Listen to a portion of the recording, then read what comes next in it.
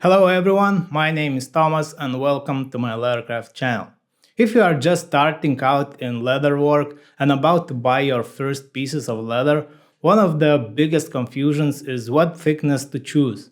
So in this video I will give you a basic leather thickness guide and share what I personally use for different projects. Before we get into thickness, let's quickly clear up why you sometimes see leather described in weight. That's mostly a US and Canada thing. In Europe we measure leather in millimeters. In US and Canada they measure it in ounces. The number of ounces refers to how much 1 square foot of leather weighs. It sounds a bit odd, but it's useful to know how to convert. 1 ounce is roughly about 0.4 millimeters thickness. So for example, a 10 ounce leather would be around 4 millimeters in thickness. What thickness for which product to choose? Of course, the thickness you choose depends on your project and style. For reference, I'm talking here about vegetable tanned leather. For bifold wallets, I use around 1.2–1.3 millimeters. I don't recommend going above 1.4 millimeters.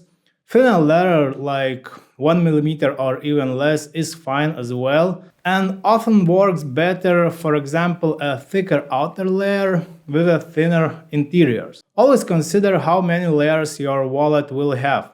Try to keep it under about 5, maximum 6 millimeters in total thickness per one side. For card holders, same range, I would say 1.2–1.3 millimeters.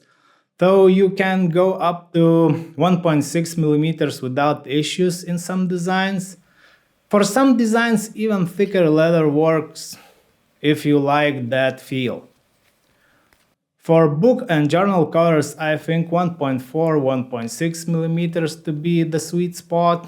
Knife sheaths or tool holsters like for a multi-tool or like this Zippo cover, I did go with around 1.8–2 millimeters leather thickness. Accessories warriors like this belt loop, I would say 1.6–1.8 millimeters works the best.